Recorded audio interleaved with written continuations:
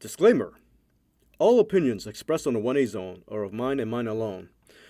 Unless if I have a guest, which I'm not too sure when the hell that will happen due to the logistics of the whole setup process. I also do not represent any one group or organization. In any case, true to the name of the show, I will be covering a wide range of topics, ranging from politics to religion to the metaphysical, and even the mundane and trivial, such as video games and life events. Lastly, if you are easily offended, you are warned. Anyway, hope you enjoy the show. Feel free to leave a positive or negative comment, as long as it's relevant to the topic at hand and thought was put into it. Have a good one.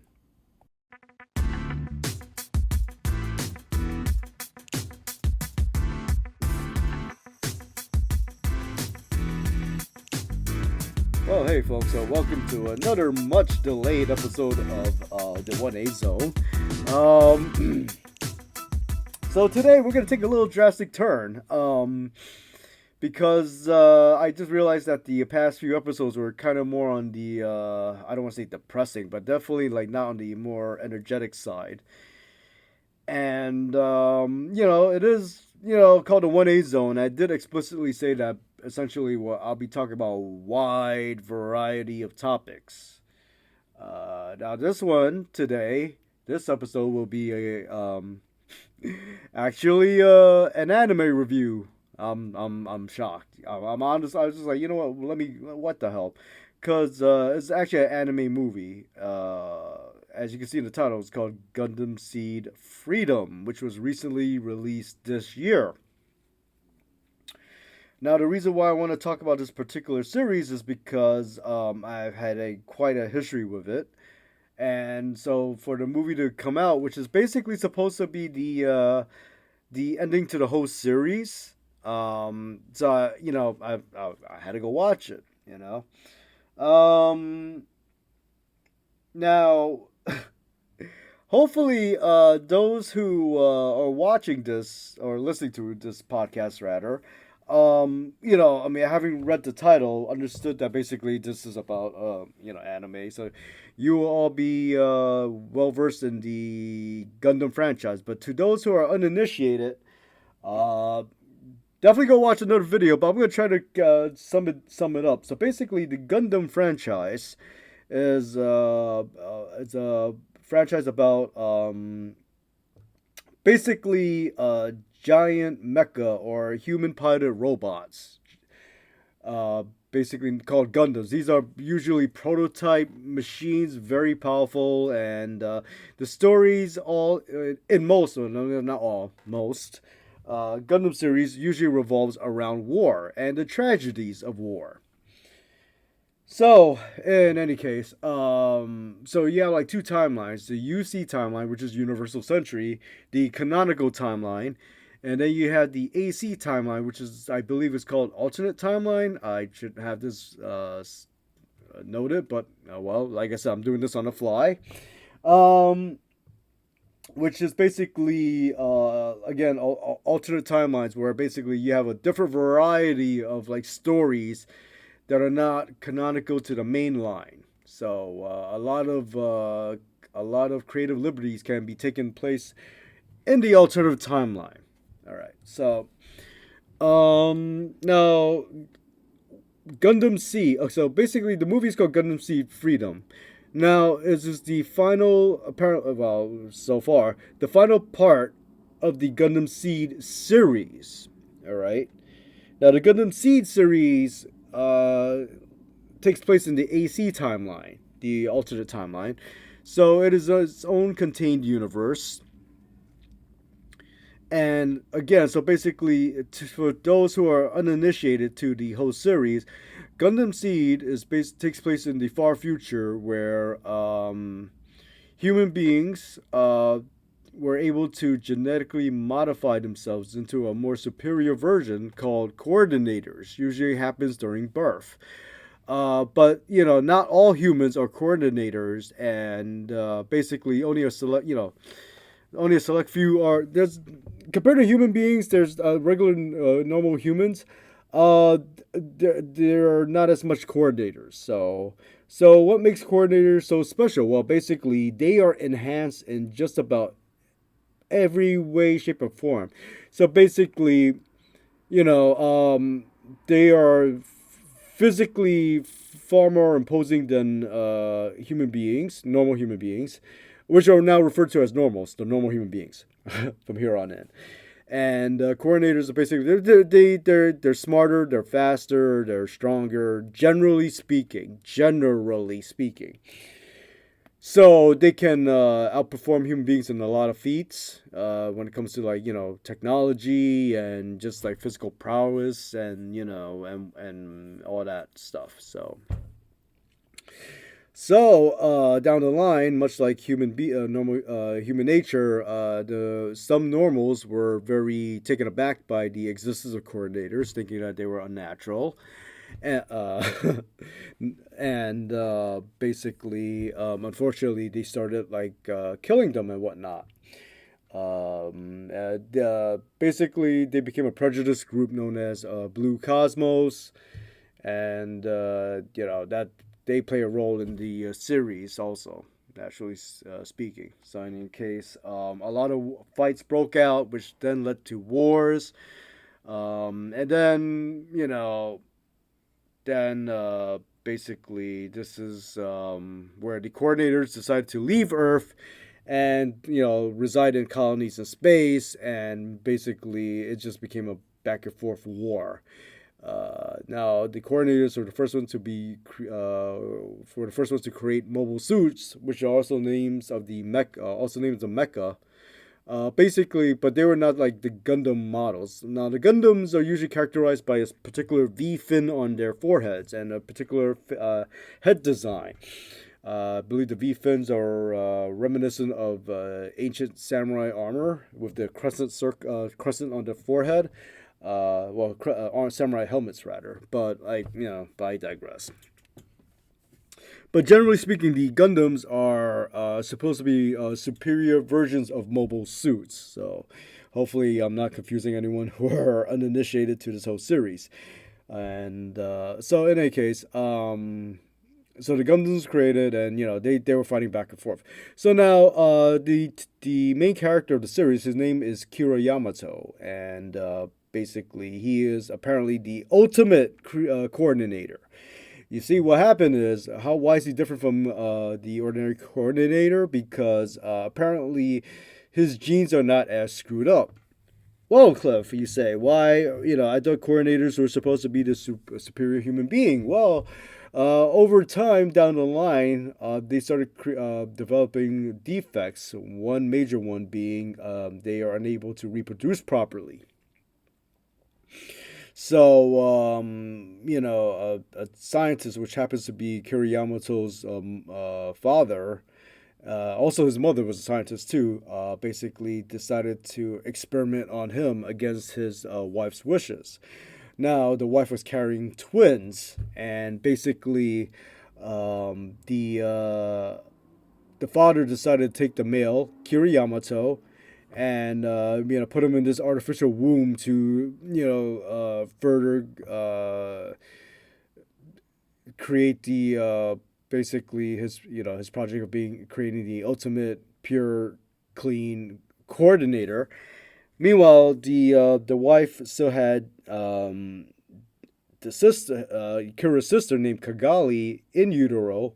So she was given birth naturally. So this is kind of interesting. So basically, Kiriyamato, the brother, is a coordinator, and he has a sister who happens to be a natural human being, or just natural for short. So now, so now going back to the movie itself, I don't want to get too deep into the series, because it's mainly about the movie itself. So the other characters you have to think about, you have to worry about is basically Athrin Zala, which is Kira's friend, who is another coordinator. They were fighting each other in Seed and for a little bit in Seed Destiny, and oh god, I forgot his name already. Shin Asuka, who was in the main character in Seed Destiny until Kira took over, and it's a long story. Like I said, you can read a synopsis somewhere else. But in any case, um, so the main character is Kira. He in the movie Gundam Seed Freedom, and it stars Athrun Zala also and Shin Asuka, along with some other characters. Now, so basically, the whole purpose of the movie is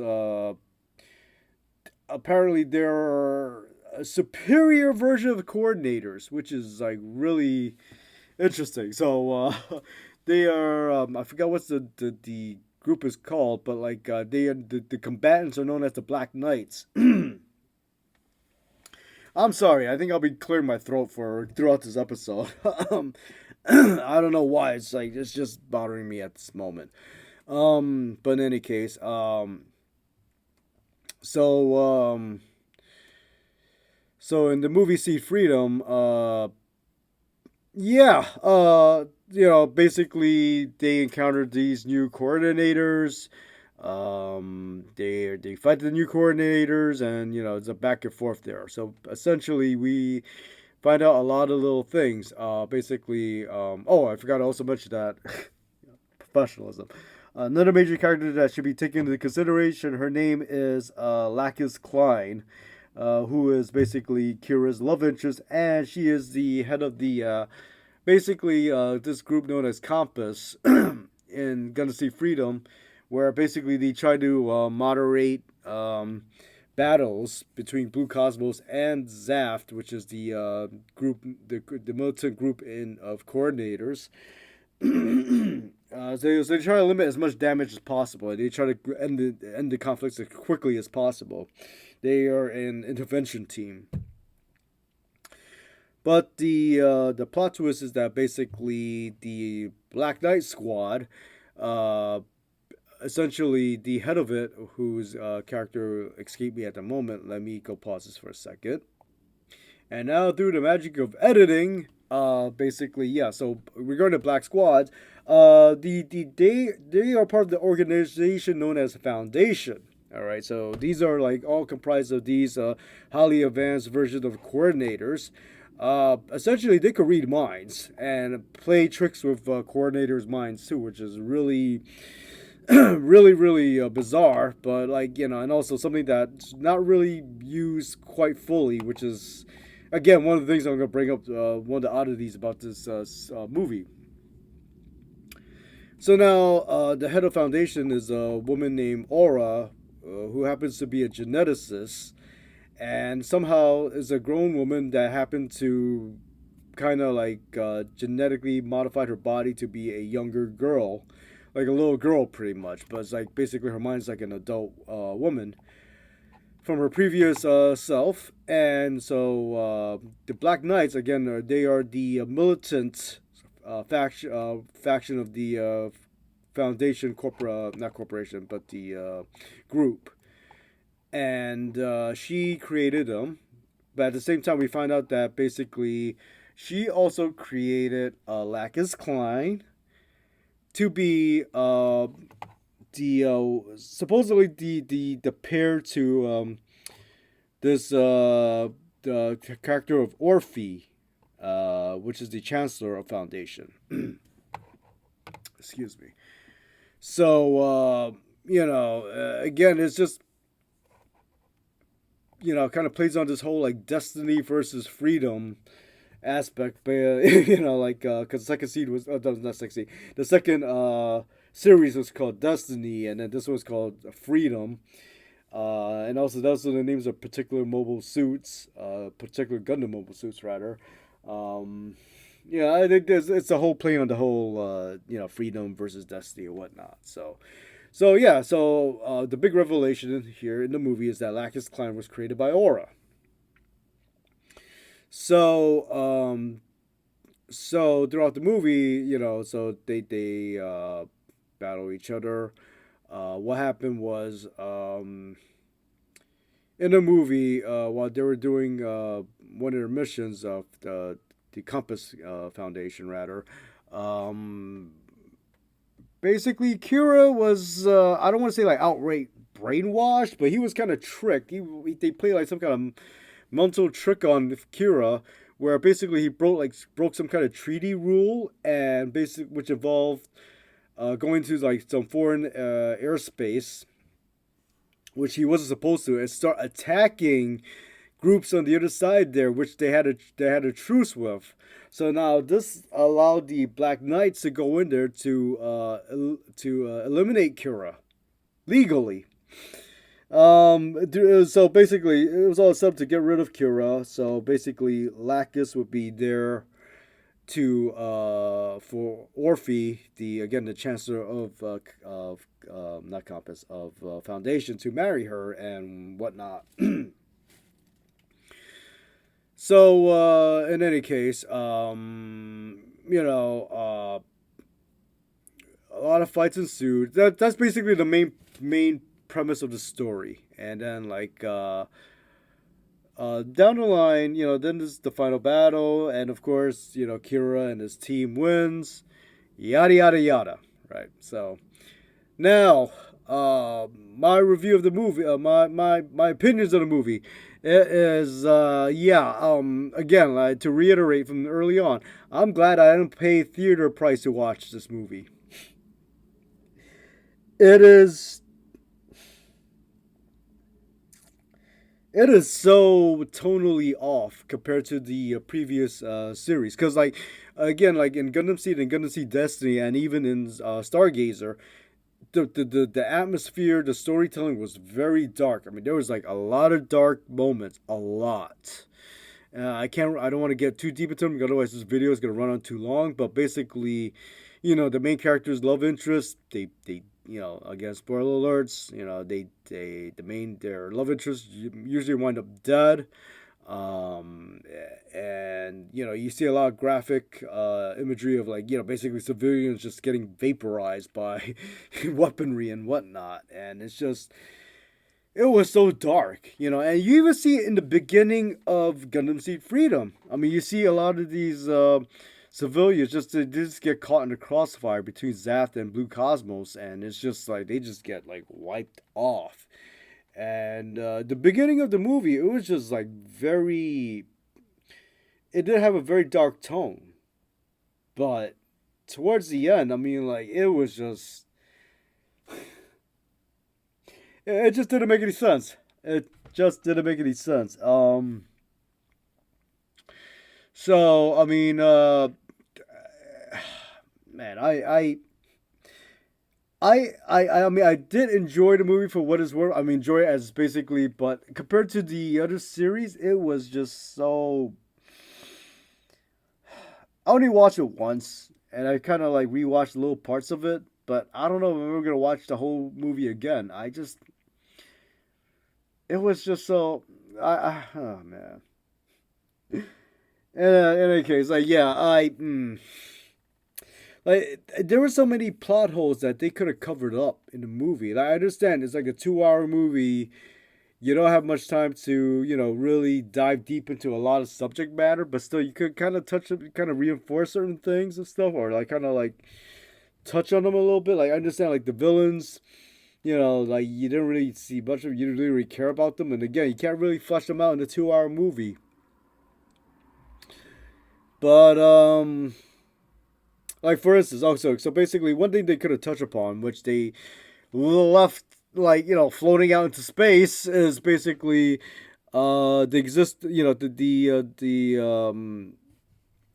what you call it, the explanation of seed mode.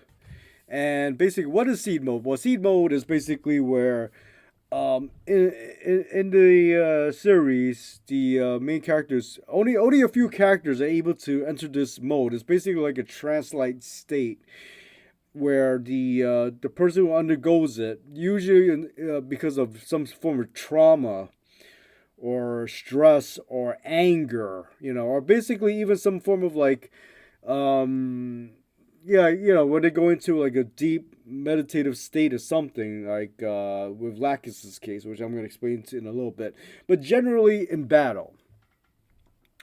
So Kira and Athrun went into those modes immediately when stress was needed in the first Gundam Seed series in battle.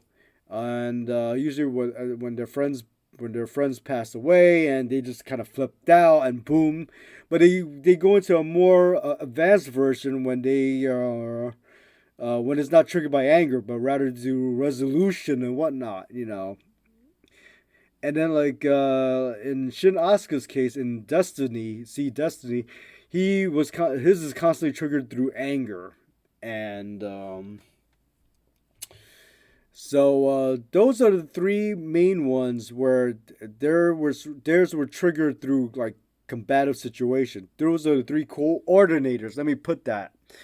Now, Lacus Klein, again, she is a coordinator. She went to seed mode when basically she was giving a speech while aboard her battleship to all the people fighting, both Zaft and the Earth Alliance.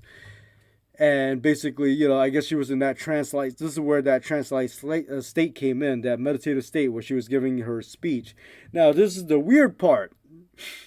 This is the weird part. So now, going back to the first series, Gundam Seed, again, going back to Kira's sister Kigali, who was born natural, right?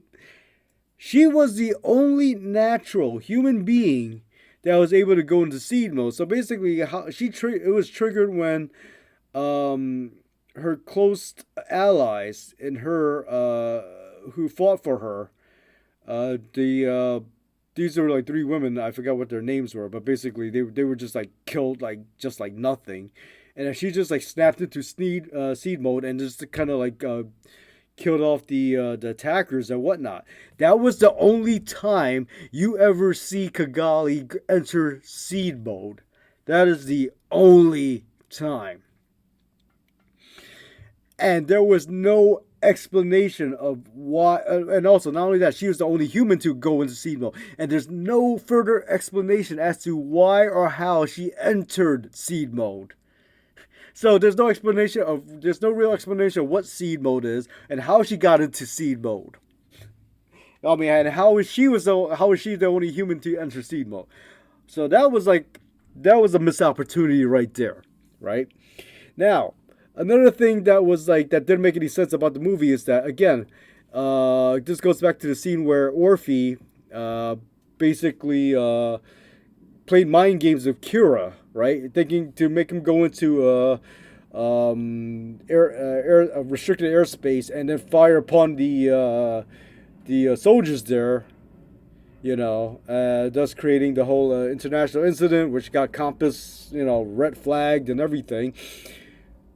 That technique was never used again on on any of the characters. I mean, I would think that basically if they were able to do that, that would be such a that you know I mean like they never used that in battle again. I mean it was just like such a powerful move.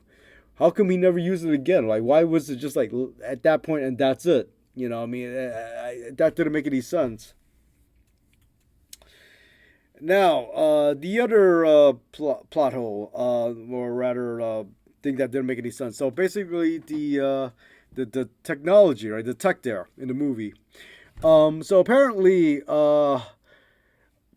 Uh, so again, so Gundam Seed Freedom took takes place right after Gundam Seed Destiny. So apparently, whatever mobile suits at the time that was there, basically they were like for some reason like damaged or abandoned. I don't know why they were abandoned. I don't. I if anybody can fill me in, you know, just let me know in the comments. But basically, so like basically for the abandoned unit, so like the Strike Freedom, which was Kira's mobile suit, all right, and the what do we call it? The Justice, the Infinite Justice, rather, Atherin's mobile suit.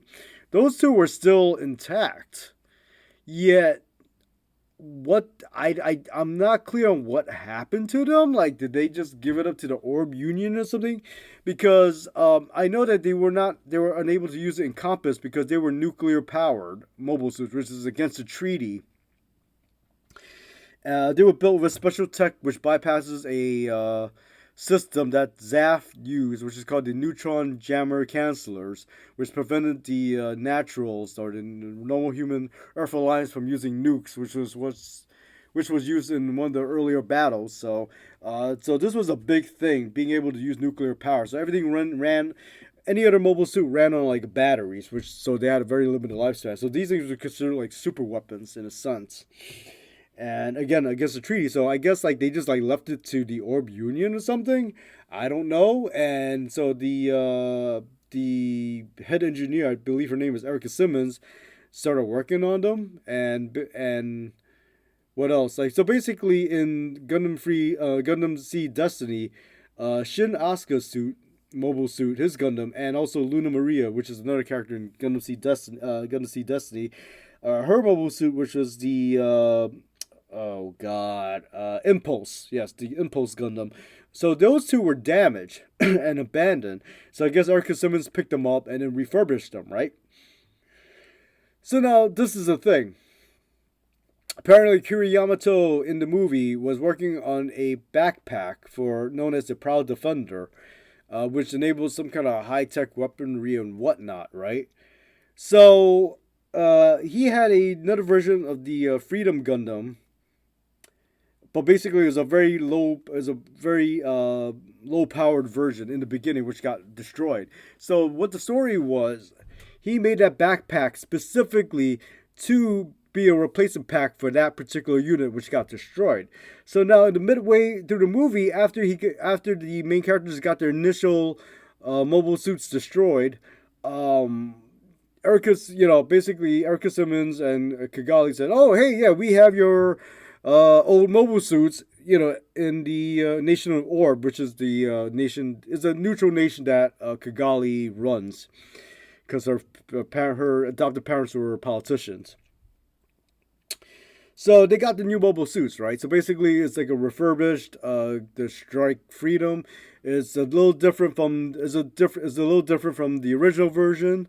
Just like Destiny and the Impulse Gundam, basically they were like slightly different. They were like all of them were like modified and upgraded not an excessive degree, but to a at least they were higher performing, but not to the standards of what the Black Knights were using. But they were still an upgrade from the predecessors. So now, in the final battle, we're against Orphe's mobile suit, right?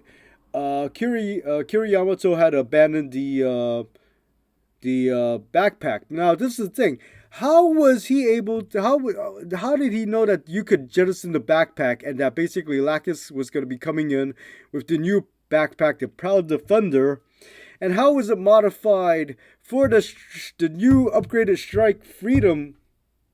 I believe it's called a Strike. Yeah, the new modified Strike Freedom suit, which was developed on Orb and left there. Like basically, Kira didn't even realize that Orb had that suit, from judging by his expression. So, like, again, it was like plot holes all over the place. And now this is a weird thing. When the Proud Defender hooked up to the new Strike Freedom, it enabled a new weapon where basically the Strike Freedom's forehead opened up and released this basically big FU laser that, basically it was the plot device weapon that just kind of eliminated the enemies like nothing. So how was the tech integrated with that? If judging by Kira's, reaction, he didn't even know that basically the Strike Freedom was held in the Orb Union and refurbished. And how was it refurbished to the point where it could accept the Proud Defender in such a quick amount of time? That shit didn't make any sense to me, And now, another thing that just didn't make any sense was basically the character of Shin Asuka and the change in his personality. So now in Gundam Seed Destiny, he was the main character there for the most part, up until the second half. Then, but basically he was a very angry character.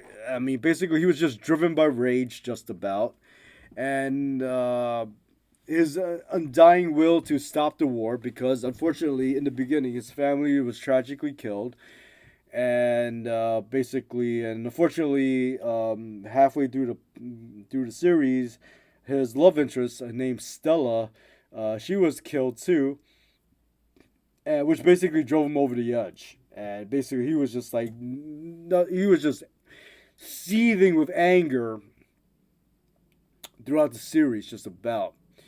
And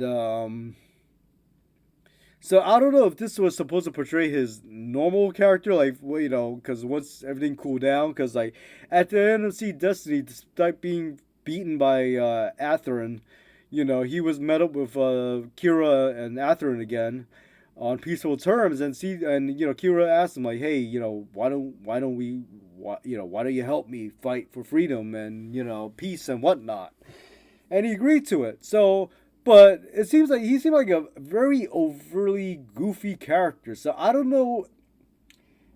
I guess because it was such a stark contrast from his normal character in Sea Destiny, but maybe in Sea Destiny that was not his normal character. I don't know, but maybe he was like kind of like a goofy, kind of like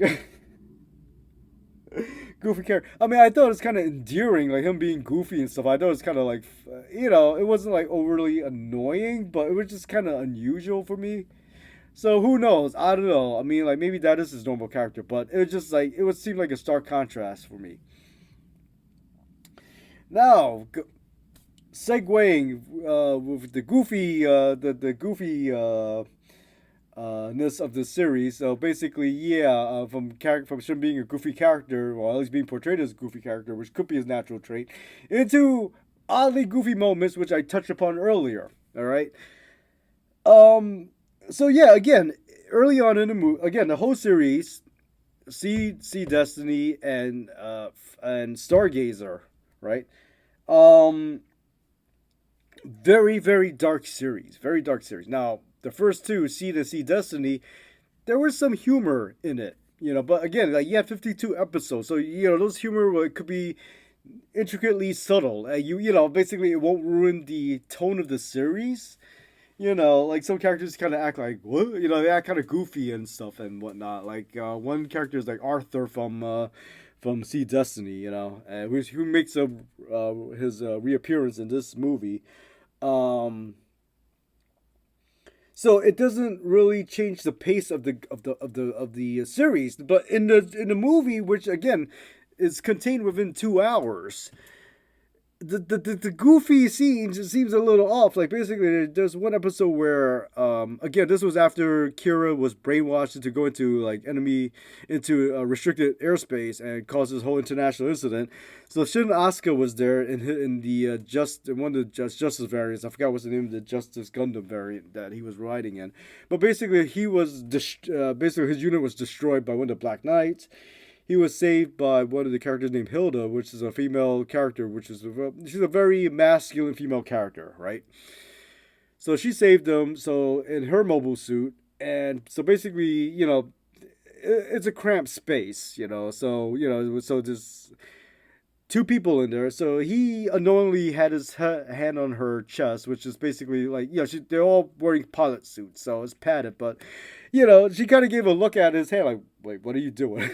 He didn't know what the hell he was doing, but again, there wasn't much room to maneuver, so that was a little odd, but it was more subtle that they could kind of get away with it.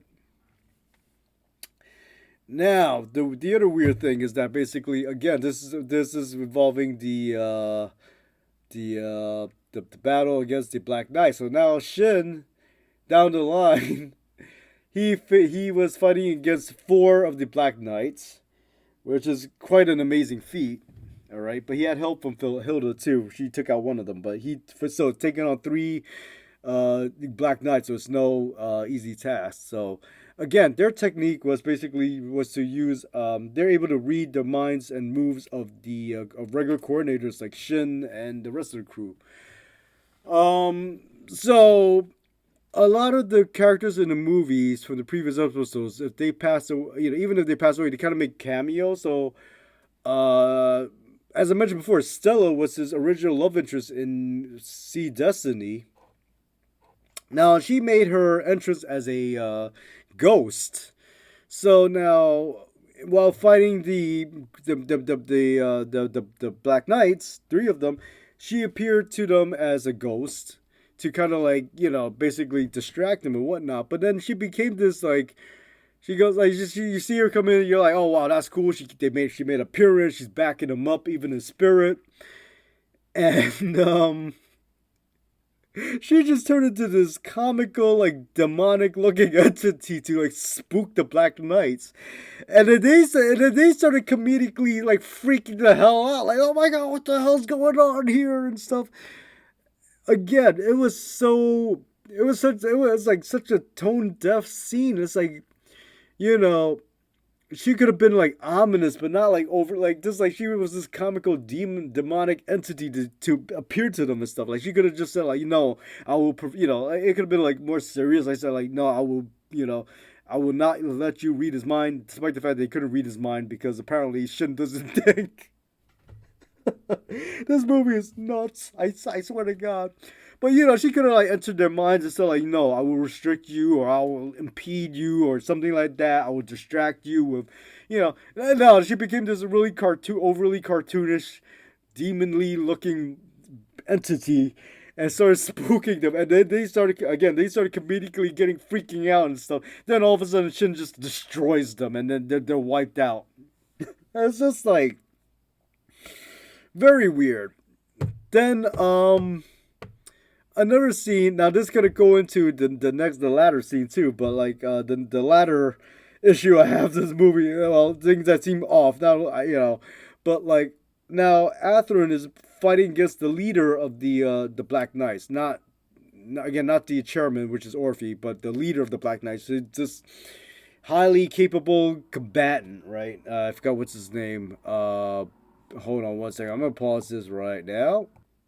And again, through the magic of editing, or just pausing and starting up the recording again, he was fighting against Shura. Again, he is the head of the Royal Guards or the Black Knight. So basically, he's on another level compared to the three that Shin fought simultaneously. So when he's fighting, he's winning the battle. He was getting the upper hand. Then he had, what should we call it? Then after he had his mobile suit's arm chopped off. His version of justice, I think it was called the Mark II or whatever, whatnot. So it looks like the enemy had the upper hand. So now, again, Shura is one of the higher advanced coordinators, right? Who could read minds and whatnot. Somehow, Athrun managed to fool. It looks like he was able to like kind of fool Shura, right? But if he was able to do that, but then he started to. This is the weirdest thing. He started to distract Shura by imagining him being intimate with Kigali. Again, Kira's sister. Yes, Kira's sister Kigali is in a relationship with his best friend Athrun Zala. This is how he distracted Shura. And so you see this comedic scene is not overtly, it wasn't like overtly obscene, but basically you just see like a ghost of Kigali just making a kissy face, and it's implied that she's nude, and I was like, and then again, Shura again, he starts comedically freaking out, like what the hell is this? You're breaking, he's saying something like, you're destroying the sanctity of battle with lewd thoughts or something. And I was just like, what the hell? Now the power move was that basically Kigali, how Athrun got the upper hand on Shura also was that basically Kigali was remote controlling the justice from Earth. So, it was just like, it could have been done. Basically, Kira already seemed like he was able to block out or like kind of distract Shura without thinking like of him having like, having relations with Kigali and stuff, like, it was like, but it just seemed like they just like threw it in there, and it just made the whole fight overly comedic, and it was just like, what the hell? And then for sure to like overly comedically react and then just die, it was just, again, it was just like, what were they thinking? So now, this part segues into my last gripe about the movie.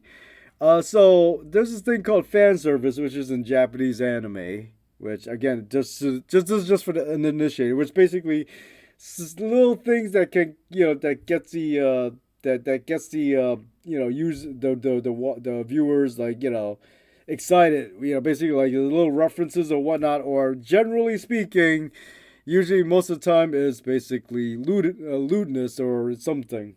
So again, this kind of segues for Atherin's battle with Shura. He was thinking, have what he was doing with Kigali. So, again, it wasn't overly, but it was implied, but still, it was just, you still get the idea that Kigali was, you see the image of Kigali nude, but she was, obviously, you don't see, you just get the general idea. But, like, this movie was, like, the fan service seems really out of place. All right. So, again, how Atherin confused Shura, right? Now, the major one,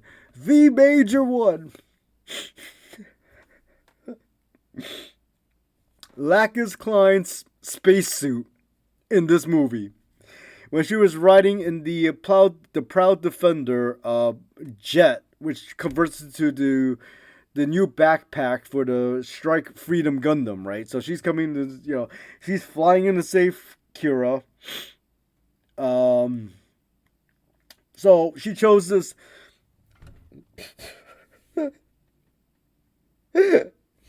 What the fuck? Her spacesuit must have been like. It looked more like a swimsuit. It was skin tight.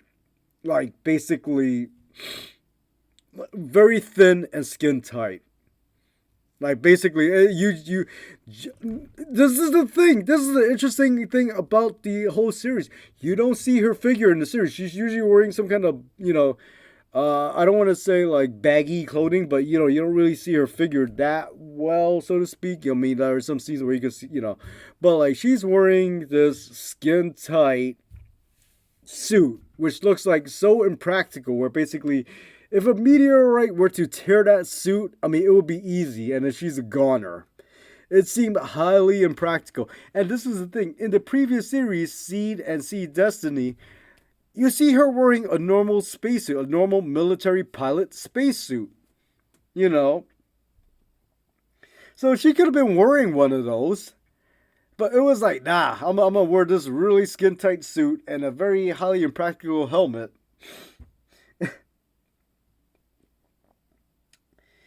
And I mean, all I'm going to say is two words. Jiggle physics. That's it. You just see what should we call it? You see her breasts moving around and whatnot. Like when the Proud Defender takes off, and then like it's just like, I'm like, guys, what the fuck were you thinking? It's like they just went overboard with this movie. I mean, like I said, it's not like they didn't have any sexual scenes in the previous series. Like I know there's one infamous scene in the first Seed series, Gundam Seed, between Kira and his first love, Flay Alistair. But like this one seems really out of place.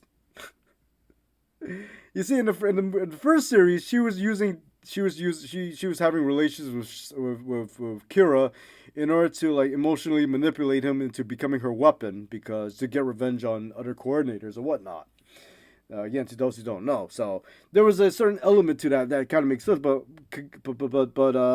Lacus Klein wearing that spacesuit after wearing like normal pilot suits in the previous series, that didn't make any sense. I mean, this suit was so highly impractical. I mean, like, it makes you wonder, like, is this like Shinzo Abe's late last request? Because I know he was trying to push for Japan to repopulate because they have a very low birth rate. I mean, it's just like, what the hell is going on? And that's not the end of it. At the very end of the movie, this is so hilarious. So after Lacus of Kira combined defeats Orphe and his partner. I forgot what's her name. Right, kills them. Boom. The battle was won. They go back to instead of like talking with the the rest of the group and everything, regrouping and cheering and all this stuff. Those two decide to fly in the Strike Freedom Gundam mobile suit back down to Earth. Well, I think it's called something else now. Who has the Proud Defender backpack attack? I forgot what's called. Rising Freedom Gundam. I forgot. I don't know. I forgot the explanation. That's how much I don't really care about this movie. They land back on Earth on the beach, stripped down naked, and they embrace. Like literally, like basically, the scene after the battle, it cuts to them on the beach. You see their silhouettes in the background. You see their spacesuits on the ground. Like they were like just like, yeah, we're gonna get it on raw dog style right now, right after battles. Like we can't hold it in anymore. We gotta do this shit right now. like, I understand the whole one of the plot lines of the movie is about love, and basically how Kira and Lacus Klein early on in the movie, basically because of their duties, their relationship gets heavily strained, and then Orphe comes in as the basically as the third party and whatnot, and it's thus straining the relationship even further. But then, like that at the end, so I mean, I understand, but it's like, again, it just didn't make any sense. Like if they were in their pilot suits, but just their helmets were off and they were embracing him, because God knows Lacus' suit was already skin tight as hell and practical as shit. But if they go in for a kiss and they're embracing each other to kiss, that would be it. But it just seems so damn out of place. Like it was like they really jumped the shark with this movie. I mean, it just went overboard. Like